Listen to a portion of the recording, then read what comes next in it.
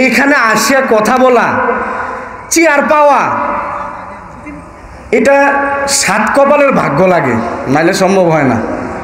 এই জন্য 1 নম্বরে সৌভাগ্যবান মনে করতেছিলাম।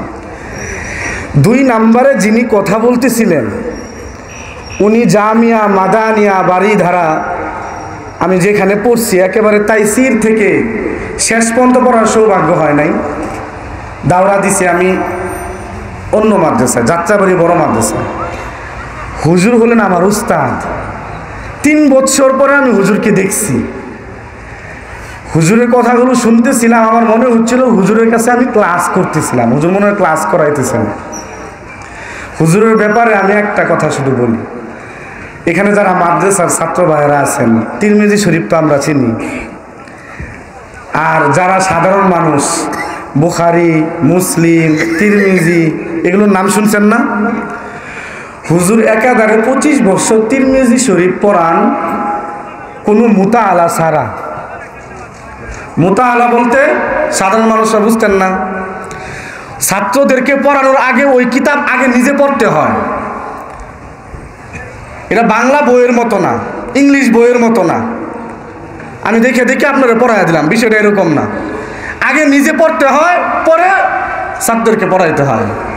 হুজুর 25 বছর তিরমিজি শরীফ মুতাআলা ছাড়া, না দেখা ছাড়া ছাত্রদেরকে পড়ান। হুজুরা তখন বয়ান করছে, নাজমুস সাকিবের নাম ঘোষণা হয়েছে, মানুষ ভরে গেছে। হজরত যে বয়ান করলেন, হজরতের পায়ের নিচে যদি পায়খানাও লেগে যায়, ওইটার সমান আমি হই নাই। আমার মতো সলিমউদ্দিন হুজুরের দাওরা হাদিসের ক্লাসে শত শত হাজার হাজার বসে থাকে। হায় রে বাঙালি কপাল পোড়া।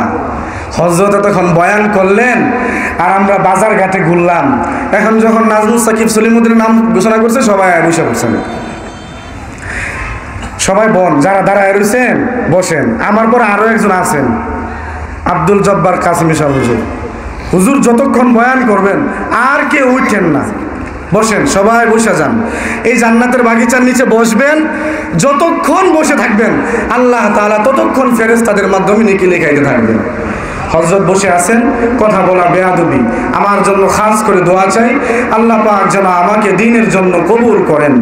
আমার এই কণ্ঠকে আমি যেন মানুষের ধার প্রান্তে কোরআনের কথাগুলো পৌঁছে দিতে পারি, এবং আল্লাহ তাআলা যেন আমাকে নিজে আগে আমল করার তৌফিক দান করেন, এবং পরবর্তীতে যেন মানুষের খেদমতে কোরআনের কথাগুলো পৌঁছে দেওয়ার তৌফিক দান করেন। সকলে বলে আমিন।